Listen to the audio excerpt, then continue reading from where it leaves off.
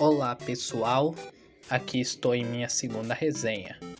Para quem já jogou Mario alguma vez na vida, já deve se lembrar de quão memorável essa franquia acabou sendo, gerando também adaptações para o cinema, como o anime de 1986, um live action horrível de 1993 e a que eu irei resenhar, que é a animação de 2023, feita pela Illumination, que para quem não conhece, é o estúdio do meu malvado favorito.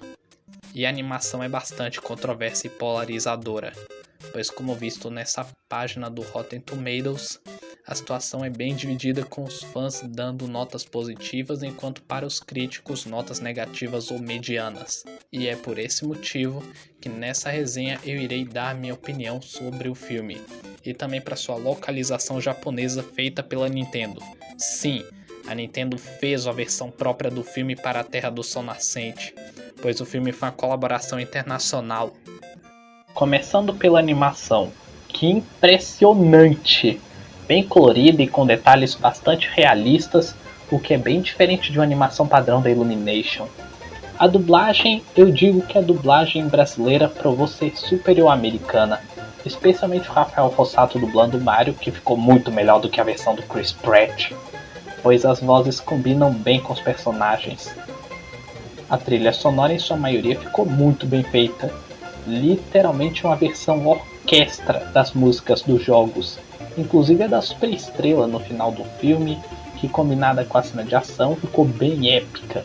Quanto à música original, Peaches é um dos momentos mais hilários do filme, e o vilão do filme consegue ser tanto ameaçador como mostrado na cena inicial dele invadindo a Terra dos Pinguins e na luta final, quanto cômico nos momentos em que ele demonstra seu amor obsessivo pela princesa Peach.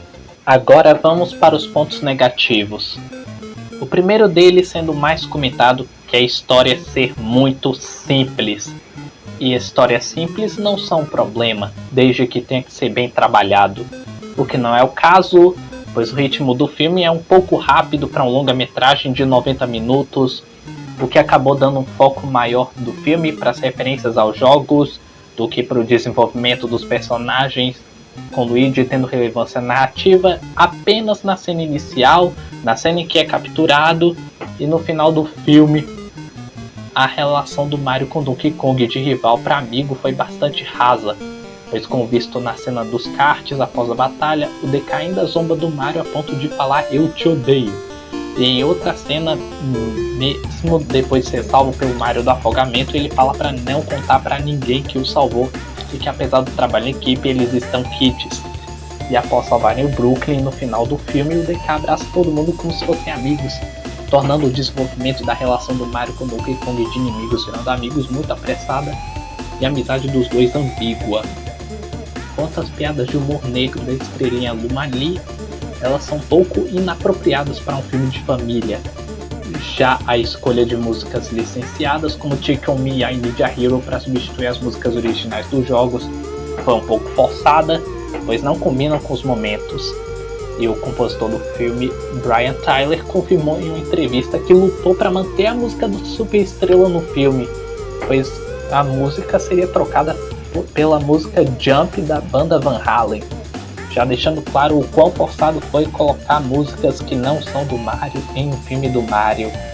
E existe uma cena no filme em que um dos cogumelos antropomórficos, chamados Toads, pergunta para a princesa Peach sobre a presença do Mario com essa frase: "Quem é esse cara?" E a Peach responde: "Ele não é importante." E depois ele não questiona o porquê dela ter respondido dessa maneira, o que acabou sendo um grave erro, pois não se sentir importante se alinhava muito com o conflito pessoal do Mario de se sentir pequeno demais, o que acabou enfraquecendo a mensagem. E como se não fosse suficiente, após perderem o exército dos Kongs na estrada de arco-íris, a princesa conta que perderam o exército junto com o Mario, deixando todos assustados ao invés de confusos, pois na cena em que ela é questionada sobre quem Mario é, ela não menciona o nome dele, apenas falou que não era importante.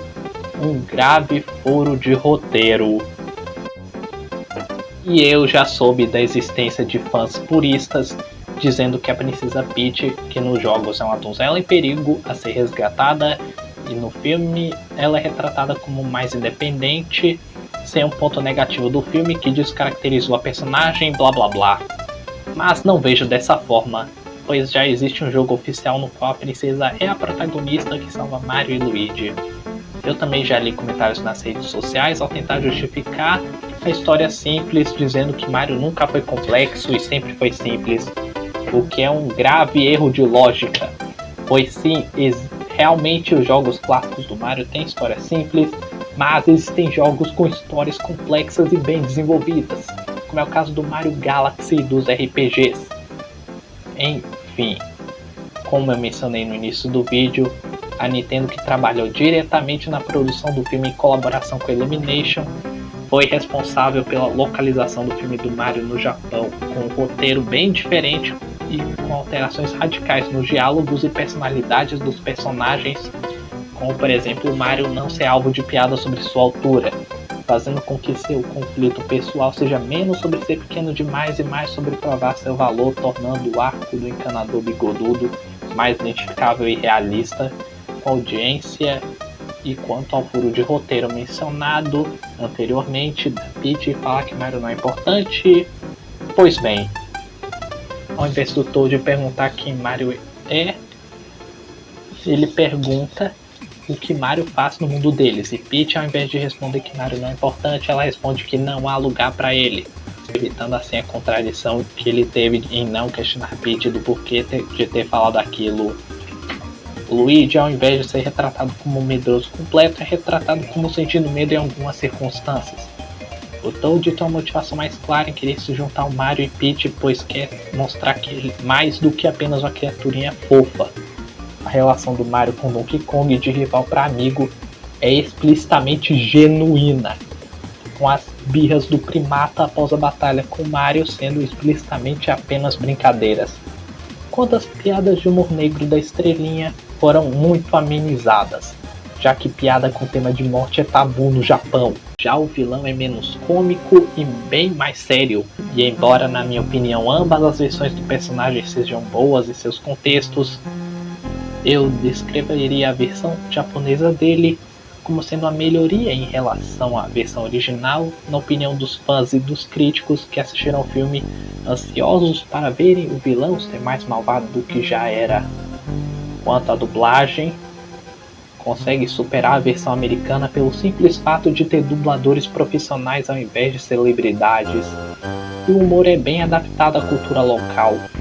Logo, a versão japonesa, embora ainda tenha mantido algumas falhas, como as músicas licenciadas e o menor tempo de tela do Luigi, acaba sendo uma melhoria em relação à versão original. Quanto à história, ela é simples, mas com profundidade. Enfim, agora eu vou dar minhas notas para ambas as versões.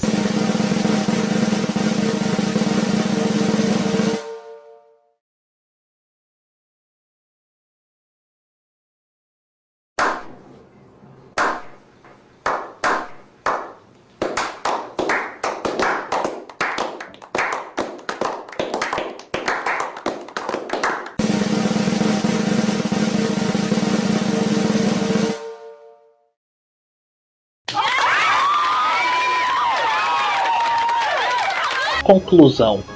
O filme do Mario, ele é realmente uma obra que eu considero boa, com muito potencial, ainda mais tendo em vista que a Nintendo teve envolvimento direto na produção, impedindo que o filme acabe sendo o mesmo horror que o live action de 93. Mas ainda é em essência um filme da Illumination, e portanto ele acaba ainda assim falhando em muita coisa. Mas apesar disso eu ainda gosto do filme, o considerando meu favorito do estúdio. E você que viu e não gostou do filme, não vejo problema em não gostar. E eu espero que o segundo filme, confirmado para o dia 2 de abril de 2026, possa ser melhor do que o primeiro. Ainda mais tendo em vista que a franquia de jogos já tem seus próprios spin-offs, tornando a ideia do filme ter uma franquia própria ter potencial enorme. E sobre o fato da Nintendo ter a ideia de criar um roteiro diferente para a versão japonesa, eu diria que melhorou muito. E se vocês gostaram da resenha, se inscrevam no canal e deixem seu joinha e até a próxima.